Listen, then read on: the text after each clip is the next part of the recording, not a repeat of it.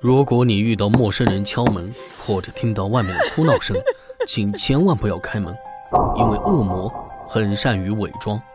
亲爱的独居女孩，以下的规则请你务必严格遵守。一，请优先选择治安好的小区居住，最好是有安保监控。入住后请立即更换门锁，并且妥善保管好钥匙，因为恶魔会趁你疏忽的时候潜入你的家。二，如果你家里用的是密码锁，请记得定期擦干净指纹，定期改密码，因为恶魔会在走廊的某个角落窥视着你家的密码。三，当你发现家门口突然出现了小广告、宣传单，或者墙壁上出现了莫名的记号时，请第一时间清除掉它们，它们很可能是恶魔留下的狩猎暗号。四，如果你感到害怕，可以在门外的鞋柜上放上几双男士的鞋子，鞋子要记得定期更换。五，收快递或者外卖时，请要求物品放在门口，在确定他们走远后，迅速打开房门将东西拿进来。六，请不要把生活垃圾随意扔在门口，要及时将它丢到楼下的垃圾桶，因为恶魔可以根据垃圾的状况判断你的生活状态。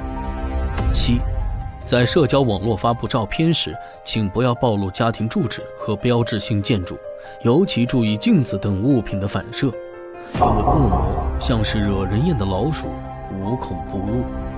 八，如果遇到水管爆裂或者断电的情况，请直接联系物业，不要打小广告上的电话号码，更不能让他们登堂入室，因为恶魔会伪装成各种职业。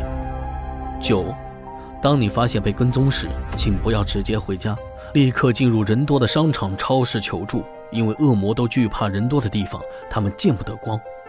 10，如果遇到有人找你帮忙，可以打电话替他们报警，千万不要陪他们去陌生的环境，因为恶魔很喜欢消费你的同情心。11，防狼喷雾、电击棒请随时携带在身边，在真的遇到恶魔时，可以为自己争取更多的逃跑时间。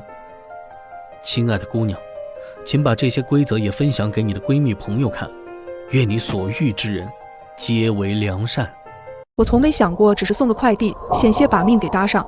我是一名快递员，今天是我上岗第一天，负责的区域叫马吉小区。而奇怪的是，这个小区只有一栋大楼，小区保卫室门口挂着一张醒目的快递员守则，虽然已经泛黄，字迹却格外醒目，猛地看过去，透着几分诡异。一，马吉小区一共有6层，没有第7层。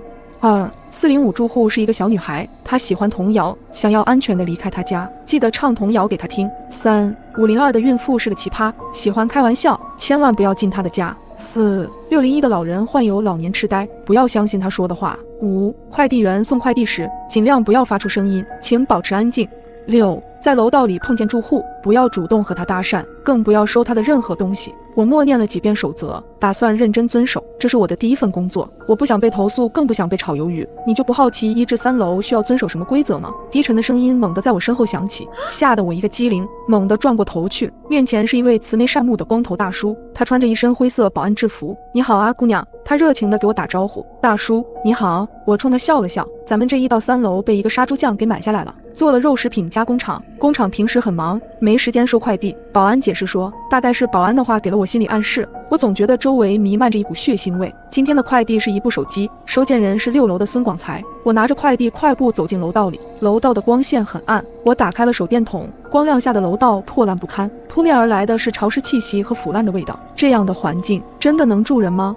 我有些胆怯，突然间，一只老鼠大摇大摆地从我的面前跑过，我吓得魂都要没了，跳着脚刚打算尖叫，猛地想起了快递员送快递时尽量不要发出声音，请保持安静这条规则，害怕触犯规则会受到惩罚。我使劲捂着嘴巴，直到尖叫从嗓子里滑回胸腔，我的脸憋得通红，委屈地抹了抹脸上的泪水，重重地叹了一口气，走到3楼拐角处，迎面走来一个身材魁梧的男人，他看到我先是一愣，随即翘了翘嘴角，真有这么热吗？看你跑得满头大汗。男人充满磁性的声音在耳畔响起，正打算开口搭话，第6条规则浮现在我的眼前，在楼道里碰见住户，不要主动和他搭讪，更不要收他的任何东西。我尴尬地冲他笑了笑，身子向旁边靠了靠，给男人让出一条路。男人又瞄了我一眼，递了一条白色手帕过来，擦擦汗吧。我社死地摇了摇头，然后上了楼。隐约间，我听到男人的笑声，他说我们还会再见面。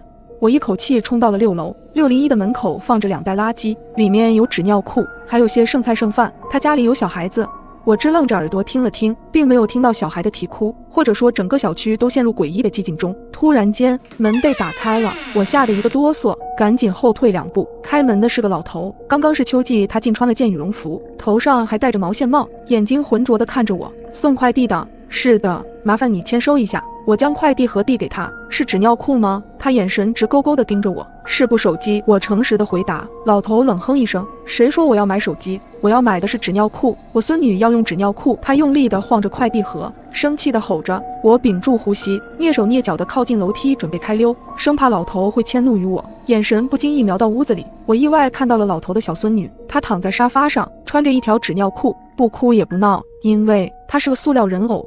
第4条规则说的果然没错，老头就是有老年痴呆，他的话不能相信。丫丫不哭，爷爷回来了。老头扭头进了屋，小心翼翼地抱起人偶娃娃。我终于看清了他的脸，隐约间他竟然冲我眨了眨眼，我吓得腿有些软，一个踉跄差点从楼梯栽下去。我终于走到了楼门口，外面淅淅沥沥地下起了小雨，小区地面湿哒哒的，我的脚下一滑，一屁股坐在地上，沾了一手泥。我赶紧掏出纸巾擦擦，看到纸上泥水的颜色，我一下子傻眼了，竟然是殷红色，还带着甜腥味，这是什么鬼地方？本姑娘再也不来了。想到之前邪门的经历，我忍不住咒骂了一句：“你说什么？”我一回头，正对上保安阴郁的脸，他的神情严肃到恐怖，我有些害怕，下意识地舔了舔发干的唇。下一秒，他嘴角咧开，露出灿烂的微笑。你刚才的话可不能乱说。他把那把黑漆漆的伞举到我的面前，我一头雾水。他变脸怎么比翻书还快？给你看的好东西。保安快步走到保安室门口，将快递员手则翻了过来，背面写着：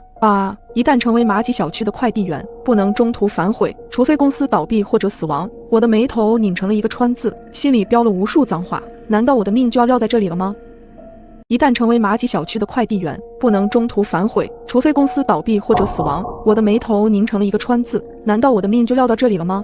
我气鼓鼓地上了3轮车，冒雨离开了这个鬼地方。很快，马吉小区迎来了第2个快递，心情沉重地来到马吉小区，保安熟稔地和我打招呼，我冲他强颜欢笑了一下。这时我的电话突然响起，是502的业主，一个冰冷的女声缓慢传来：“我的快递到了吗？”“到了，这就给您送上去。”说着一路狂奔来到5楼，我小心翼翼地叩响502的房门，门里突然传来了几声小孩子凄厉的啼哭声，接着是死一般寂静，只能听到我扑通扑通的心跳声。我遏制住逃跑的冲动，等待着对方来开门。不久，一个叼着烟卷的女人开了门，她面色枯黄，挺着一个圆滚滚的肚子，孕妇竟然抽烟。下次麻利点，别耽误了我正事，这奶粉可重要的很呢。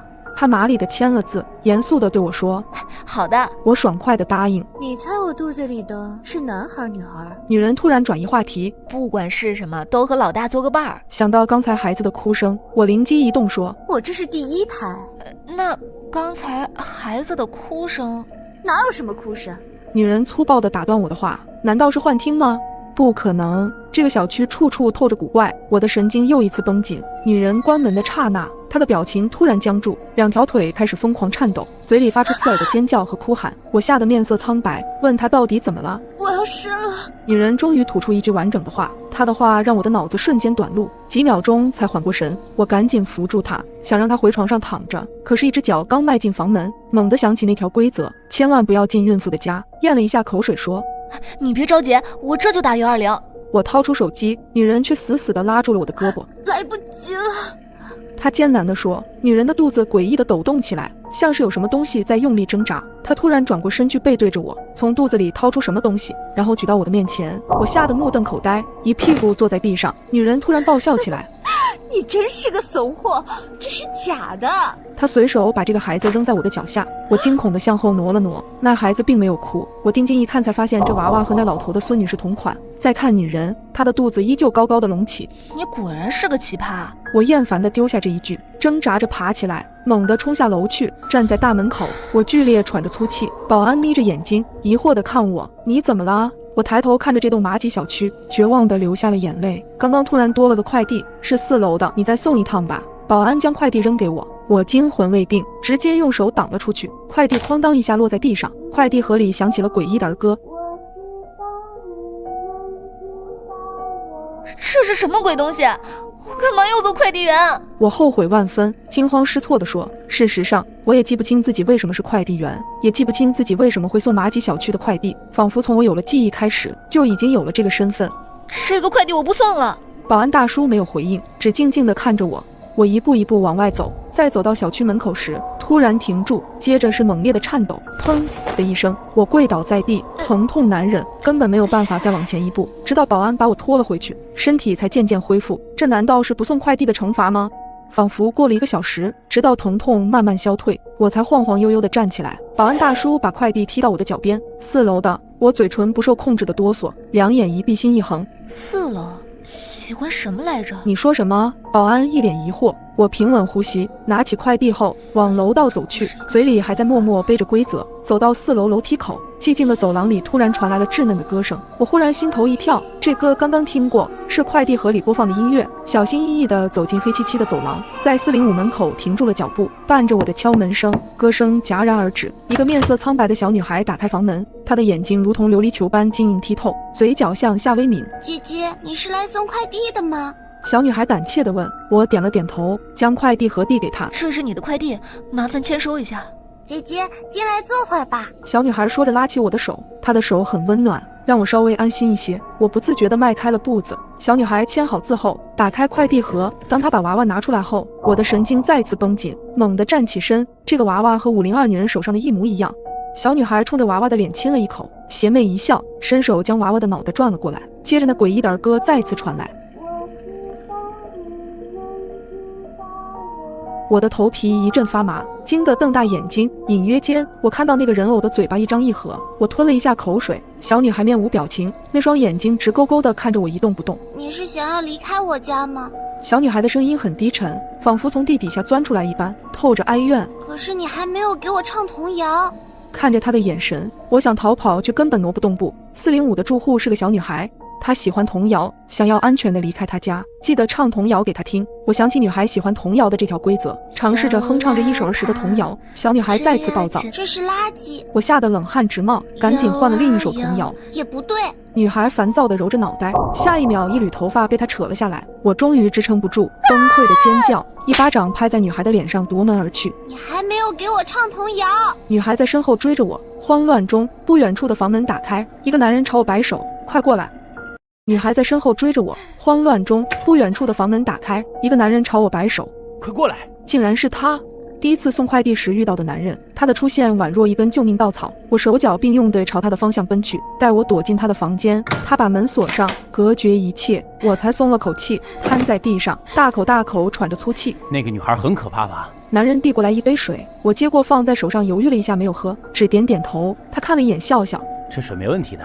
男人的话让我稍微松懈了一些，把水放在嘴边抿了一小口，水的甘甜让我更口渴，我忍不住多喝了几口，身体的疲倦感驱散了许多。你们小区该怎么出去啊？也许真的是走投无路，我只好问面前的男人。男人皱眉，走出去啊？你是被那个女孩吓到的吧？别害怕，她很可怜的，她的妈妈住在5楼，生了她却不要她，还天天家暴，所以她就心理扭曲了。对了，你给我爸送手机了吗？男人笑容满面地拍了拍我肩膀，麻烦了，我爸的病时好时坏的。原来他是6楼那个老爷爷的儿子。我稍微松懈了一些，听着门外已经没有任何响动了，我摸了把脸，叹气道：真是麻烦你了，我得走了。心想着我得赶快离开这个鬼地方，就算疼死在小区门口，我也不想再踏进来一步。刚站起身，我眼前突然天旋地转，眼皮沉重万分。最后的画面停留在男人诡谲地看着我笑，倒下的一瞬间，我蓦地想起那2条规则：快递员送快递时，尽量不要发出声音，请保持安静。在楼道里碰见住户，不要主动和他搭讪，更不要收他的任何东西。我醒来时，周围黑漆漆的，头还晕乎乎的感觉，浑身酸痛，像是血液流畅不通一样。我想起身，却发现自己动弹不得，我竟然被男人用绳子捆在椅子上。这时房门被推开了，紧接着屋内一片光明。我眯起眼睛，看到男人笑着向我走来，他坐在我对面，翘着2郎腿，血笑的眼神注视着我。这么细皮嫩肉，真的有点可惜啊。你到底是谁？为什么要抓我？我不敢看他，弱弱从嗓子眼里挤出一句话。他歪头眯着眼，又说了一句我始料未及的话：你猜一下，楼下肉食品加工厂的原料是什么？他这话是什么意思？我陡然瞪大了眼睛，冷汗打湿了我的衣衫。难道我真的要死在这个鬼地方了吗？我们无冤无仇，你为什么要害我？我颤抖着声音问他。这是你的命，你逃不掉的。男人突然扼住我的脖子，他力气大的几乎要把我的脖子拧断。突然间，外面传来女人的惨叫声，男人猛地收回手，脸上扬起了笑意，挑了挑眉说：你很快就不会孤单了。屋子里再次陷入了静寂，外面传来了噼里啪啦的响动和男人的咒骂声。理智告诉我不能坐以待毙，这里的人一定有问题，或者说这里的人还是人吗？我开始四下寻找能解救自己的工具，意外的在角落里发现了一把杀猪刀，我拼尽全力向一边倾斜，然后连人带椅子倒在地上，我咬着牙让身体带着椅子挪动。不知过了多久，我终于汗流浃背的来到了杀猪刀的跟前，随后又用嘴将刀叼起来，刀背上的腥臭味差点让我吐了出来。可是为了活下去，我咬紧牙关，我的口腔里很快全是血腥味，担心男人随时都会回来，我不敢有一秒的停歇。绳子终于被我割断，重新恢复自由的我泪流满面。猛然间，我听到门把手转动的声音，是他回来了。我急忙将椅子扶起来，把绳子假装捆在身上，然后双眼紧闭。男人进屋看到我的模样，不禁自言自语：不会是死了吧？这肉就不新鲜了。说着，男人蹲下来，把手指凑到我鼻子前来探我的气息。就是现在，我举起杀猪刀，猛地砍了下去。男人发出尖利的叫声，他捂着脖子上的伤口，痛苦的一头栽在地上。我心惊胆战地往后退了一步，接着迅速朝门口跑去。我要活着离开这个鬼地方。楼道里一片漆黑，手机不知道被我丢在了哪里，我只能摸着墙踉跄地往下跑，心脏紧张的要跳出胸膛。跑着跑着，我仿佛看到了楼口的光亮。突然间，一个人拦住了我的去路，他的手上提着一根木棍，是那个保安大叔。他正凶神恶煞地看着我。大叔，我结结巴巴地喊了一句，和他保持了一段距离。没想到你还有点本事，折腾了这么久还能活着走出来。他扭了扭脖子，双手举起了木棍。我不能死。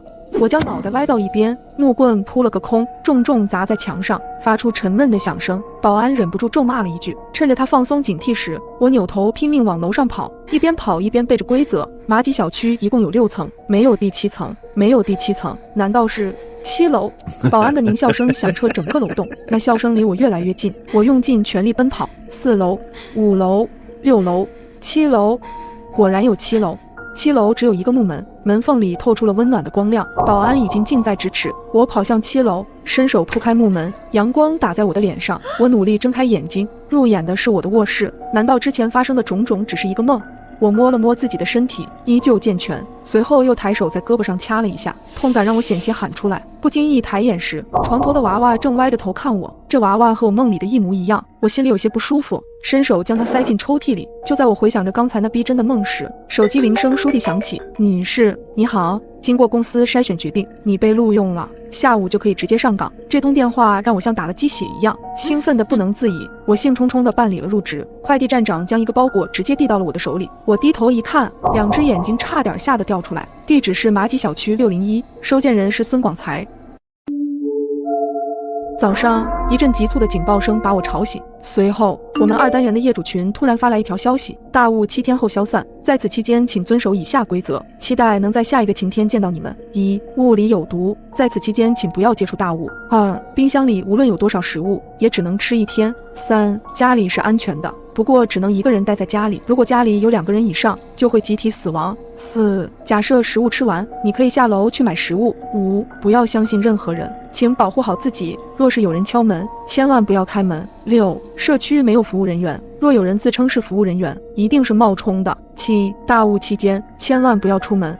我撇了撇嘴，觉得有人在恶作剧，下意识地看了看发群消息的人，竟然是物业经理老陆。我还来不及询问，群里已经有人先开了口，业主纷纷猜测是老陆的手机被盗，才会发这种无聊的消息。直到一张照片被发到群里，群瞬间炸开了锅，一个女人面色发青地倒在地上，嘴角泛出粉红色泡沫。我吓得一个机灵，赶紧在群里询问这是怎么回事。我女朋友不相信，打开窗户把脑袋探出去，就变成了这个模样。这也太可怕了，我们该怎么办？是不是遵守规则就可以活过7天？不一定，规则里有很多矛盾的地方。我的消息一发出去，群里陷入了死一般的寂静，大家都在认真地分析着规则。马吉小区不是单身公寓，像我这样独居的住户并不多，冰箱里的食物只能吃1天，不让出门却允许去购买食物。难道这些规则有真有假？我的脑子一团乱麻，捋不出一丝头绪。突然间，从隔壁502传出一声女人凄厉的惨叫，我的头皮一阵发麻，怯生生地挪到阳台。502的男人用力掐着老婆的脖子，面对老婆的挣扎，他根本无动于衷。猛然间，男人看到了对面偷窥的我，抬起头冲我阴森森的笑。我赶紧拉紧窗帘，迅速地缩进了屋子，紧张的后背全是冷汗。这对夫妻刚结婚不久，明明感情一直很好，我的喉咙里像塞了一团棉花，上不来也下不去，呼吸都变得困难。我失魂落魄地打开冰箱，里面塞得满满的，都是我昨天买的。他们明天会怎样呢？门口传来了急促的敲门声。小周，我是你李姐，你家里有南瓜吗？宝宝想喝南瓜粥。李姐住在我的楼下，独自带着6岁大的儿子生活，平日里对我很照顾，经常送点心给我。不要相信任何人，请保护好自己。若是有人敲门，千万不要开门。想到这条规则，我的心提了起来，抿紧嘴巴。李姐又喊了几声后，走廊里传来了哒哒的脚步声，随后是一片寂静。我心里默念着对不起，凑到猫眼向外望去，走廊里空无一人。我正想松一口气，李姐不知从哪里突然冒了出来，整只眼睛几乎都贴在了猫眼上，我吓得差点喊出来，心扑通扑通狂跳起来。小周，我知道你就在门口，你把门打开好吗？给我一个南瓜我就走。李姐的声音有些嘶哑，带着一丝哀求。李姐，我家也没有南瓜。想到那条规则，我下意识地拒绝。猫眼里，李姐的表情很诡异，似乎在笑。她转过身去，僵直地向前走着。直觉告诉我，她有些不对。她走到502的门口，再次敲门，嘴里依旧重复着对我说过的话。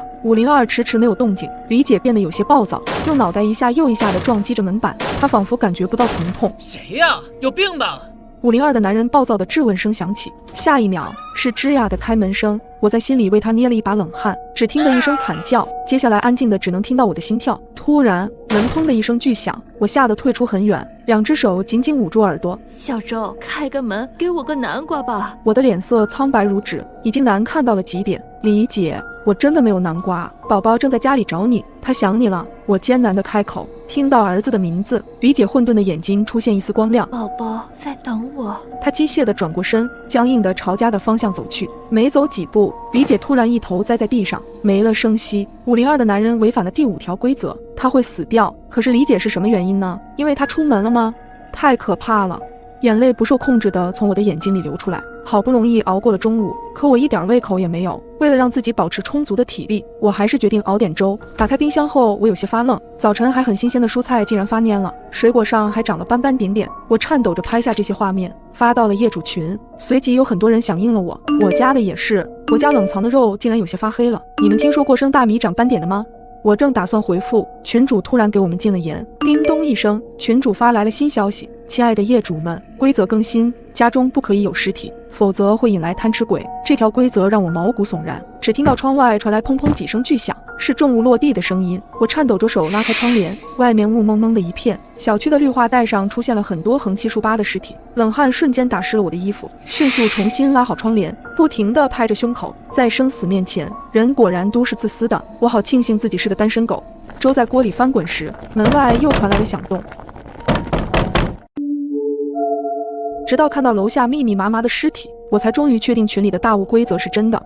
粥在锅里翻滚时，门外又传来了响动。我是物业的，下面邻居反映你们家漏水，社区没有服务人员，若有人自称是服务人员，一定是冒充的。我想起这条规定，拿起手机看着单元业主群，我家有人敲门了，我家也是，说是楼下反映漏水，千万别开门。这时候开门就是傻子，不少人附和，敲门声越来越大。突然门外传来一声尖叫，接着就是啃食声，我心里咯噔一声，估计还真有傻子。不知道过了多久，外面的响动渐渐消失了，整栋楼又恢复了平静。熬过了一个晚上，第二天一早，我刚睁开眼，下意识的就先跑到了厨房，看着冰箱里的食物已经全都腐烂了，隐隐散发着臭味。我心中有些发慌，每天都必须吃食物，可以下去买，但屋里有毒又不让出门。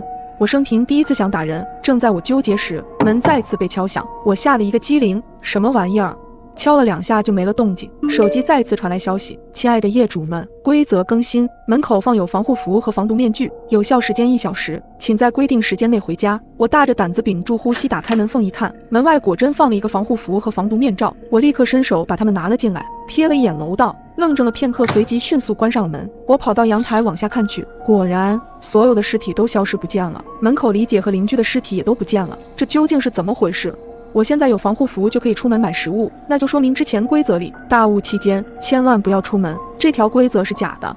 那李姐是因何而死？我理不出一丝头绪，却不敢有一丝怠慢，毕竟如果不出门，我估计也熬不过7天。穿戴完毕后果断下了楼。超市就在我这栋楼的边上，平常整个小区的人顺道买东西都会往这里走，但是今天人简直少得可怜。走进超市，门口竖着黑板，超市规则：一、超市里的肉很新鲜，但都不可以吃；二、蔬菜都是当天新进的货，可以放心食用；三、每个人只能买1天的量；四、超市每次只能供应20人的食物，人越少越好哦。看到最后一条，我顿时觉得毛骨悚然，这是让大家自相残杀呀！一栋楼起码有上百人，就算是死了一些，食物也是不够分的。看着已经走进去了好些人，我麻溜地跟了进去。超市的门在我进去之后便关上了。我转过身看着外面，超市门口的小黑板都不见了，也就是说，后面的这些人都看不见这个规则。外面没来得及进来的人正眼巴巴地看着里面，我叹了一口气，看来轻易出不去了。防护服和防毒面具的使用时间是1小时。我转头先去拿一些要吃的东西，看到新鲜的肉咽了咽口水。我明明是个无肉不欢的人，但是规则说超市的肉不能吃，于是艰难挪开了目光，走向了旁边的蔬菜区，拿了几颗青椒和土豆，再买了桶泡面。看到有南瓜饼，我想到了什么，下意识地拿了一袋。刚走到收银台就看到了上面贴着的规则：超市内部规则：一、超市的后门是商品运输通道，可以进出；二、超市后门边的厕所没有锁，可以借用，老板不会责怪；三、任何人都有可能是贪吃鬼假扮的，贪吃鬼喜欢吃肉，如果遇到危险可以把身边的人丢出去，这也是隐藏规则吗？我望向了旁边站着的几人，他们都看完了规则，往后退了几步，相互之间保持了一些距离。我拿出手机拍了个照片，等安稳回去之后再慢慢分析。紧接着付完款，大家都很有默契，默不作声地往后门走去。出了门，瞬间朝家的方向跑，大家都穿的一样，只要把东西藏好。雾这么大，应该不会有人认得出来。还没走一会儿，就撞到一个瘦弱穿着白裙的姑娘，缩在椅子上。见我走来后，抬眸可怜兮兮的：姐姐，我的东西被坏人抢走了，你能帮我吗？她满眼含泪地看着我，不免让人生怜。但想到新规则，我憋住心里生出的同情心，忽视她的哀求，径直地从她旁边走了过去。她喊了半天，见我没理她，重新看向了后面的人，继续求救。我一口气直接跑回了楼道口，身后却突然传来了一阵若隐若现的惨叫声，我吓得一个哆嗦，赶紧按下电梯。刚进入电梯，却听到外面有脚步跑来的声音。脚步声越来越近，我戒备地看着电梯口，在电梯门关上的前一刻，一个穿着缩小版防护服的身影出现在我面前，是李姐的儿子宝宝。他睁着无邪的大眼睛，怯生生地看着我。小周阿姨，你看到我妈妈了吗？我回想起李姐在我家门口发生的事情，心中不免有一丝愧疚。我咬了咬嘴唇，将南瓜饼递给她。乖乖回家，妈妈去给你买玩具了。他让你在家等他，不要给任何人开门。那万一是妈妈敲门呢？宝宝突然伸手拉住了我的衣袖，我吓了一个寒噤，想到了贪吃鬼有可能会伪装成任何人，猛地将胳膊抽了出来。妈妈有钥匙的，会自己开门，你乖乖先回家啊。此时电梯门刚好打开，宝宝似乎没有看出我的防备，眉眼里含笑，冲我说了声谢谢后跑开了。我长舒了一口气后，又开始担心自己把食物分享给宝宝会不会违反哪条规则，然后一命呜呼。群里再次发来消息，可惜现在回应的人寥寥无几。亲爱的业主们，规则更新，家里也不一定安全，请提高警惕，因为贪吃鬼会假扮你的亲人，但他们害怕一切可以反光的东西。看着这条规则，我一脸莫名其妙，这和家里是安全的规则是相矛盾的，到底哪条规则是假的？我忧心忡忡地打开房门，一张熟悉又陌生的脸映入我的眼帘，我的心跳如同擂鼓一般。可我妈4年前已经出车祸走了。我做了你最爱的鸡公煲。妈妈咧嘴一笑，还是从前的模样。我踉跄着往后退了2步，惊恐地看着她。这丫头傻了吗？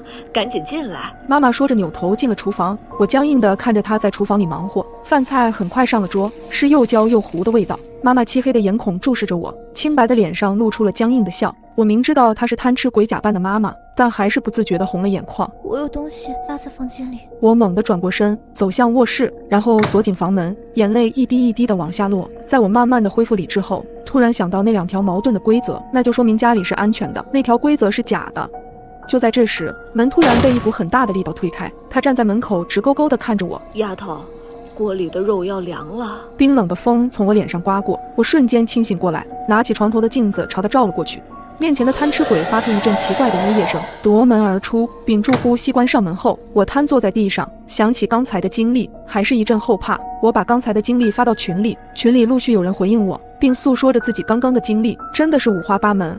隔天一早，防护服和防毒面具就送来了。我揣上小镜子，马不停蹄地去了超市，采购了一天的食物。我每分钟都提心吊胆，因为窗外不时的就会传来惨叫声，不知道他们触犯了哪条规则。我担心自己踩雷，每天都会把规则背上几遍。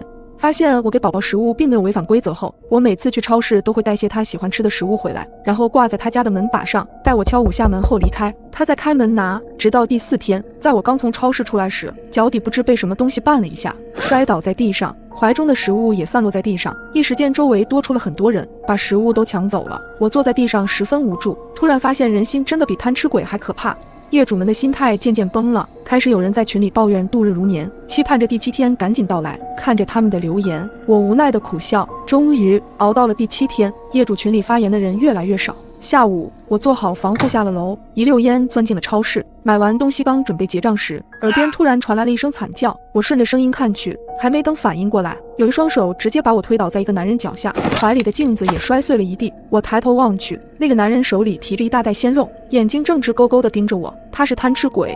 这个认知让我紧张的嗓子发干，手心里全是汗。任何人都有可能是贪吃鬼假扮的，贪吃鬼喜欢吃肉，如果遇到危险可以把身边的人丢出去。我震惊地看了一眼推我的人，他心虚地瞟了我一眼，面前的贪吃鬼一步步靠近我，周围的人也四散奔逃。我恐惧地向后挪，眼看着他离我越来越近。就在我以为自己即将死掉的时候，一只小手突然拉住了我。阿姨，跟我来。是宝宝。宝宝一路拉着我来到了超市后门边的厕所，然后果断地锁好门。门外传来疯狂的砸门声，我将宝宝用力搂在怀里。阿姨，不要害怕，他们进不来的。宝宝的这句话猛地让我想起了那条规则，超市后门边的厕所没有锁，可以借用，老板不会责怪。我惊讶地看着宝宝，他怎么会知道这条规则？阿姨，给你看个东西。宝宝起身把马桶盖费力地拿了下来，然后举到我的面前。马桶盖后面竟然写着一条新规则：超市厕所是除了家以外唯一可以居住的地方，厕所也是安全离开小区的唯一出路。宝宝，你怎么知道这个？我诧异的声音都在颤抖。其实我和妈妈已经玩过好多次这种游戏了，都是妈妈带我打败怪兽。提到妈妈，宝宝的眼睛沾满了泪水。看到孩子眼里的坚毅，我确定他没有说谎。我赶紧拿出手机，在业主群里发布了这条消息：我们有救了，赶紧来超市的厕所集合。我还把马桶盖上的规则拍了照片发进群里。群里很快有人回复了我：不要相信他，他在说谎，他想引我们过去。对，我亲眼看到贪吃鬼抓住了他。看着一条条质疑的消息，我的心里有些难过。门外依旧喧嚣，我捂住宝宝的耳朵，告诉他一切都会变好的。夜幕渐渐来临，我和宝宝又饿又困，在不知不觉间睡了过去。次日，我醒来时，身边围满了人，他们没戴防毒面罩，也没有穿防护服。一位消防员模样的叔叔问我们有没有哪里不舒服，我茫然地摇了摇头。你们俩真是福大命的。这话什么意思啊？消防员告诉我，昨晚麻吉小区2单元发生了特大火灾，除了我和宝宝，其他人都丧生火海。我满脸的不可置信，紧紧搂住了宝宝。我们真的活下来了吗？在他们确认我们与火灾无关之后，就放走了我们。我带着小宝租了个房子暂住。